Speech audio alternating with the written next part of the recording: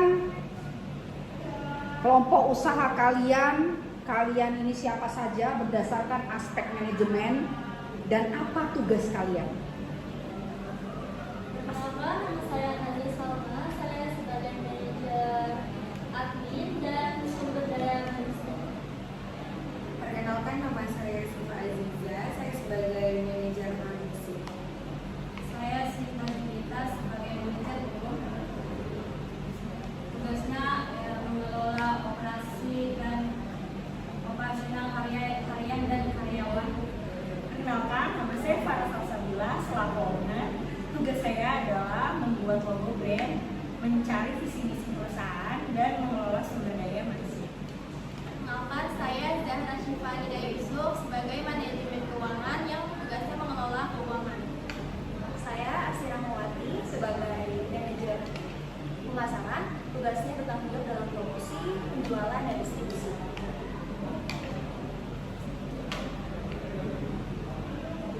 Ceritakan tentang produk kalian, apa produknya, kenapa milih produk ini, dan bagaimana cara memperkenalkan di masyarakat. Mengenalkan ke masyarakat bagaimana? Jadi produk kami ini kami memilih berjualan produk cireng isi seperti ini yang kami beri nama cirengnya, artinya cireng yang renyah. Cireng dan renyah. Ya, cireng dan renyah. Dan kami juga memiliki jargon yaitu gurihnya nempel, rasanya kena. Oke, jadi pada produksi tahap awal kami hanya memiliki satu varian yaitu ayam suwir pedas. Nah, ya seperti ini. Nah, mengapa kita memilih varian tersebut? Karena kami pikir itu adalah varian yang sangat cocok di lidah masyarakat Indonesia. Dan untuk isiannya itu ayam suwir yang dipadukan oleh rempah-rempah seperti cabai, bawang, dan lain-lain yang pastinya cocok untuk semua usia. Untuk marketing saat itu pada tahap awal kami hanya menjual dari mulut ke mulut atau ke tetangga, teman dekat, dan rekan kerja. Dan kenapa kami memilih produk ini? Karena kami memiliki moto frozen food itu lebih higienis. Karena dan lebih enak juga kalau misalnya kita mau gorengnya kapan, itu kita bisa goreng kapan aja karena ini produknya frozen. Dan pastinya plastik yang kita pakai itu food grade.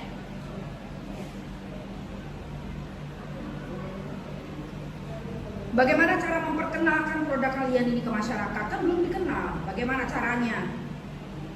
Dan apa peran media sosial buat usaha kalian?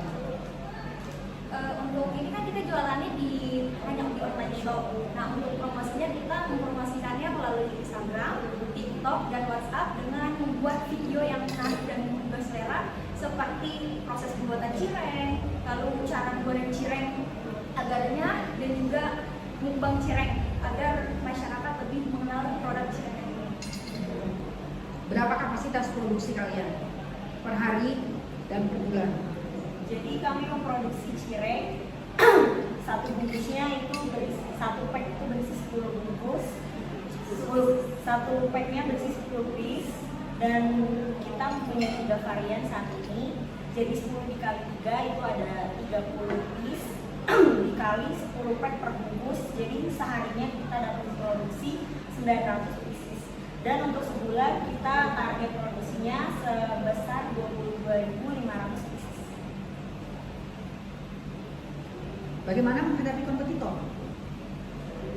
Untuk menghadapi kompetitor, kami melakukan riset mendalam, memahami dan menganalisis aspek targeting, segmenting, dan positioning.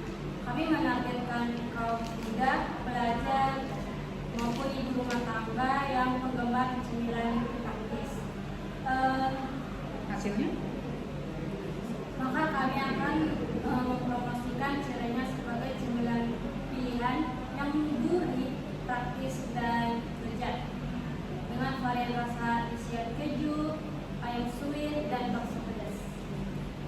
Dan kami juga sudah menganalisis resiko dari usaha cireng frozen food ini karena cireng frozen food ini memiliki potensi untung besar karena minatnya tinggi dan juga biaya produksinya rendah. Tetapi ada juga resiko yang akan terjadi seperti butuh distribusi rantai dingin, masa simpan yang terbatas, dan juga banyak pesaingnya. Tapi kita juga sudah melakukan strateginya seperti membuat kemasan tahan beku, terus habis itu bekerja sama dengan kurir khusus. Jadi apabila terjadi resiko itu akan memberikan dampak berupa hilangnya kepercayaan konsumen, rusaknya produksi, dan juga akan ada tambahan biaya. Jadi kita sudah menganalisis resiko itu sebelum membuat usaha bisnis ini.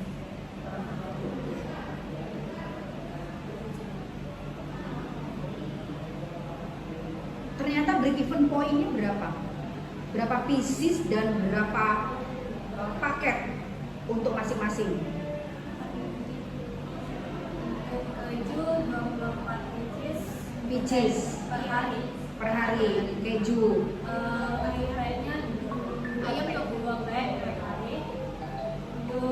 Ayam suwir 29 pieces dan 3 pack. 3 pack per hari. Itu sudah break even point itu. Ya. Ternyata ya, rupiahnya Kalau untuk per hari untuk per hari dari penjualan per pieces itu untuk varian keju ada 24 pieces, berarti penjualannya kan 6.000, jadi hasilnya 96.000. Kalau untuk varian ayam suwir ada 29 pieces dikali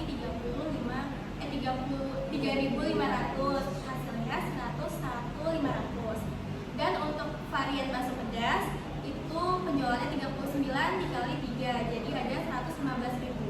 berarti untuk cireng isi ada berapa pack dapatnya? Berapa tempat? Per hari. Oh, Per harian ya berarti ya. Oke, kalau untuk varian keju ada 2. Kalau 2 pack. 2 pack per hari. 2 pack per hari. Iya, kalau untuk varian ayam suwir ada 3 pack per hari, serta bakso pedas 4 pack per hari. Oke. Itu sudah break even point ya. Iya. Coba itunya pack lainnya yang meriah.